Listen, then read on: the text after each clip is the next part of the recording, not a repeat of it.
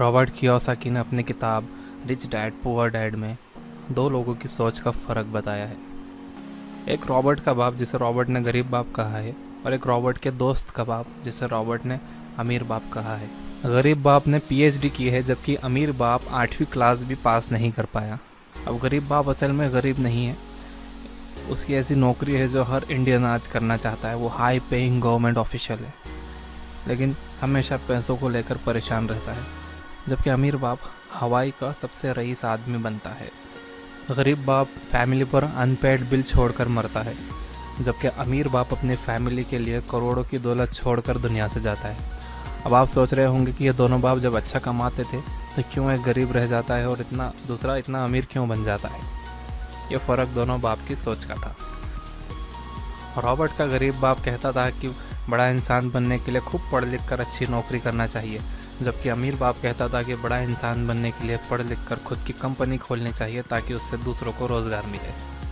Robert का गरीब बाप कहता था कि पैसों से मुसीबत आती है, पैसा ही सारी मुसीबतों की जड़ है, जबकि अमीर बाप कहता था कि पैसों से पावर मिलता है, पैसा ना होना मुसीबत की जड़ है। रॉबर्ट का गरीब बाप महंगी चीज़ें यह कहते हुए ख़रीदने से मना करता था कि हम उसे अफोर्ड नहीं कर सकते, जबकि रॉबर्ट का अमीर बाप कहता था कि वो ऐसे रास्ते बनाने की सोचे जिससे वो सारी महंगी चीज़ें अफोर्ड कर सके। ऐसा करने से उसके दिमाग में नए नए आइडियाज़ आएंगे। रॉबर्ट अपने दोनों बापों की बातें सुनकर बड़ा हुआ और अपना दिमाग लगाया और अपना अमीर बाप की बातें मानी और फॉलो की, जो बहुत ही अमीर बना, और उसकी सिखाई हुई बातों से रॉबर्ट ने भी करोड़ों कमाए। दूसरी तरफ उसका गरीब बाप गरीब ही रह गया। तो ऐसा क्या आखिर रॉबर्ट ने अपने अमीर बाप से सीखा? फाइनेंशियल एजुकेशन की प्रॉब्लम यह है कि ये स्कूलों में नहीं सिखाई जाती, इसलिए ये आपको आपकी फैमिली सिखाती है। अब इसमें प्रॉब्लम यह है कि अगर आपके पेरेंट्स दुनिया के टॉप 1% लोगों में नहीं हैं, तो वो आपको सिखाएंगे कि गरीब कैसे बना जाए। इसलिए नहीं कि वो आपसे प्यार नहीं करते, बल्कि उन्हें पता ही नहीं है कि वो क्या सिखा रहे हैं, और वो रिच डैड पुअर डैड जैसी बुक्स नहीं पढ़ते।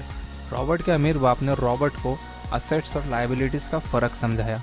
आपने अकाउंटिंग क्लास में जो भी सीखा है उसे भूल जाइए। रॉबर्ट ने इसे अपनी किताब में बहुत आसान तरीके से समझाया है। असेट्स वो चीज़ें होती हैं जो आपकी जेब में पैसा डालती हैं, और लायबिलिटी वो चीज़ें होती हैं जो आपकी जेब से पैसा निकाल लेती हैं। कोई भी चीज़ असेट और लायबिलिटी हो सकती है। अगर आप एक मकान के मालिक हो और उस पर हर महीने आपके 10,000 रुपये खर्च होते हैं तो वो एक लायबिलिटी है। और अगर आप एक मकान के मालिक हो और वो आपको हर महीने 10,000 रुपये देता है तो वो एक असेट है। Businesses, real estate, bonds, paper assets जैसी चीज़ें एसेट्स होती हैं। ये फ़र्क जानना बहुत ज़रूरी है कि गरीब सिर्फ अपनी ज़रूरतों पर खर्च करता है, अमीर असेट्स खरीदता है, जबकि मिडिल क्लास लायबिलिटीज़ खरीदता है और सोचता है कि ये उसके असेट्स है। जब तक आप अपनी सोच को नहीं बदलोगे कि आपको आपके पैसों के साथ क्या करना है, तो आप अपनी जॉब से चाहे कितना भी कमा लो, आप उसे अपनी लायबिलिटीज़ और एक्सपेंसेस से मैच कर ही लोगे। आपके दोस्त चाहें आपका महंगा फ़ोन देखकर हैरत करें और आप अमीर दिखने लगें, लेकिन असलियत में आप कभी अमीर नहीं बनोगे। जॉब करना गलत नहीं है, लेकिन मेरे पास जॉब नहीं है क्योंकि मैं मेरी असेट्स से कमा रहा हूँ। लेकिन अगर आप एक आम चलन के हिसाब से स्कूल जा रहे हो, फिर एक नौकरी ढूंढ लेते हो, तो चांसेस हैं कि आप लायबिलिटीज़ बना रहे हो जिसे आप एसेट्स समझ रहे हो। यही है प्रॉब्लम। सो मेक श्योर अगर आप कमा रहे हो तो वो ज़्यादातर एसेट्स में जा रहा है, ना कि लायबिलिटीज़ में जिसे आप एसेट्स समझ रहे हो। और हाँ, जब आप काफ़ी मात्रा में एसेट्स बना लोगे तो फिर आपको अपनी जॉब की भी ज़रूरत नहीं पड़ेगी। ये मुझे बहुत अजीब लगता है जब लोग कहते हैं कि अगर मैंने बिज़नेस किया, रियल इस्टेट में पैसा लगाया और मेरे पैसे डूब गए तो। यही बात वो अपना दूसरा बड़ा टीवी और महंगा फ़ोन खरीदते समय नहीं कहते, जो एक साल में बेकार हो जाएंगे। एक दूसरा बड़ा टीवी और महंगा फ़ोन जिसकी मुझे ज़रूरत नहीं है ख़रीदने के जगह मैं मेरा पैसा बिज़नेस में लगाना पसंद करूँगा।